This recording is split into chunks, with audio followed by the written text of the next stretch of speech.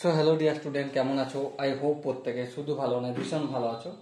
স্ক্রিনের উপর একটা প্রশ্ন দেখা যাচ্ছে, তাই না? প্রশ্নটা কি বলেছে, প্রথমে আমরা মন দিয়ে পড়বো, বুঝবো, তারপর তার সলিউশনের দিকে ধ্যান দেবো।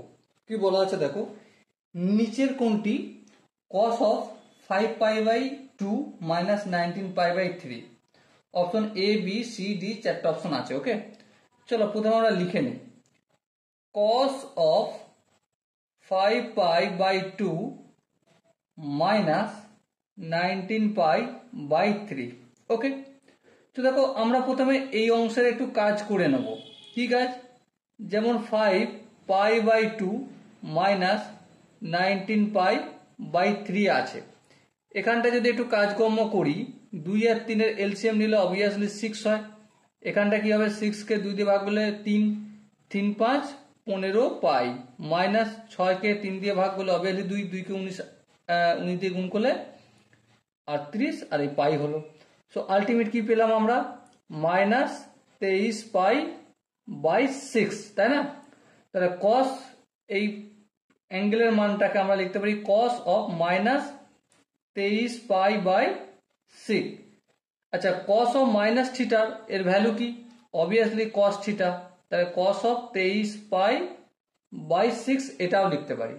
এর পরের স্টেপে দেখো, কস অফ, আমরা এটাকে যদি ভাঙি 7 × π/2 প্লাস π/3, তাহলে 23π/6 কি আসে? একটু চেক করে দেখে নাও।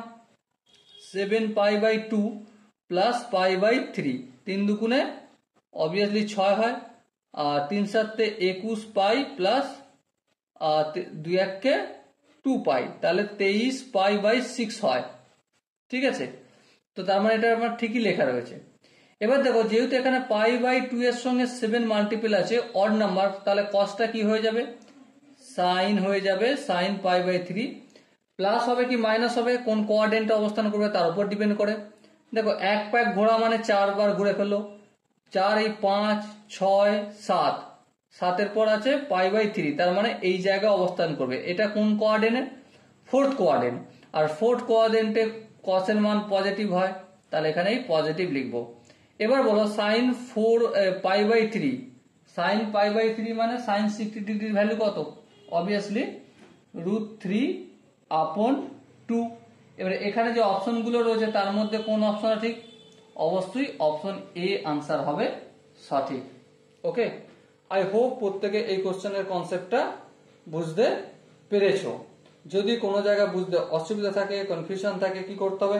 কমেন্ট সেকশন রয়েছে, কমেন্টে অবশ্যই জানাতে হবে। আর দেখা হচ্ছে নেক্সট সেশনে, ততক্ষণ পর্যন্ত ভালো থেকো, সুস্থ থাকো এবং জয় হিন্দ।